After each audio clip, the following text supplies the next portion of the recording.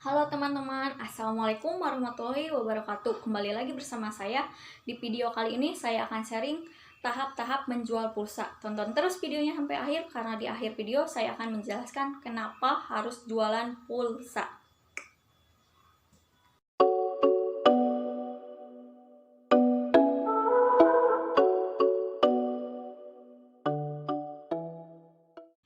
Tahap-tahap menjual pulsa. Yang pertama, kita harus mempunyai alat. Ya iyalah, kita harus mempunyai alat. Kalau tidak mempunyai alat, gimana kita jualan pulsa? Alatnya yaitu HP. Selanjutnya, kita harus mempunyai distributor atau server. Misalnya, kita mempunyai HP Android, kita harus mendownload aplikasi seperti PayPass, Dana, ataupun yang lainnya.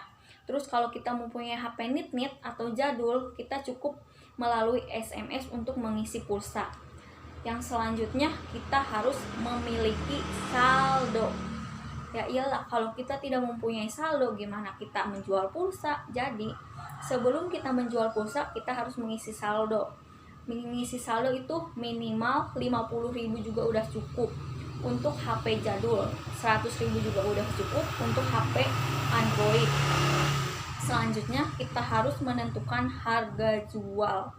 Harga jual misalnya dari daftar harga, dari sananya untuk kita itu yang 5.000, 5.500, yang 10.000, 10.300 ataupun 400. Nah, kita jualnya misalnya 6.000 ataupun 7.000. Nah, di harga itu kita harus lihat di lingkungan kita jualnya itu berapa. Jangan sampai kita terlalu tinggi. Karena kenapa? Kalau kita terlalu tinggi menjual, pasti yang membeli itu bakal lari ke orang lain.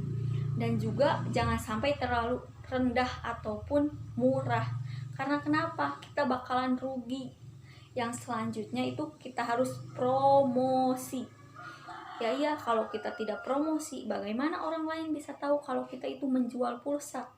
Misalnya kita kepada tetangga, teman-teman, ataupun di lingkungan, kita promosikan bahwa kita itu menjual pulsa ataupun token listrik. Seperti saya, di depan rumah terdapat spanduk, logo ataupun tulisan yang berisi tentang kalau saya jualan pulsa ataupun token listrik. Nah, yang paling penting di jualan pulsa itu modalnya hanya sedikit. Kenapa sedikit? Karena cukup 50.000 juga udah cukup, 100.000 juga udah cukup untuk modal. Yang selanjutnya, pulsa itu tidak ada kadar kadaluarsa ataupun barang rusak. Kenapa? Karena nih, kalau misalnya kita isi saldo lama nggak dipakai, emang bakal kadaluarsa? Enggak kan? Ataupun barangnya rusak? Enggak kan? Terus, jualan pulsa itu mudah dan tidak tahu tempat ataupun waktu.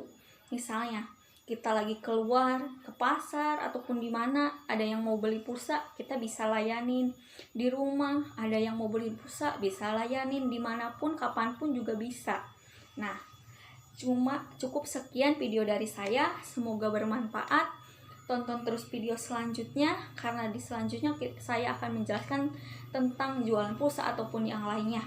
Jangan lupa subscribe dan like dan share juga. Terima kasih. Assalamualaikum warahmatullahi wabarakatuh.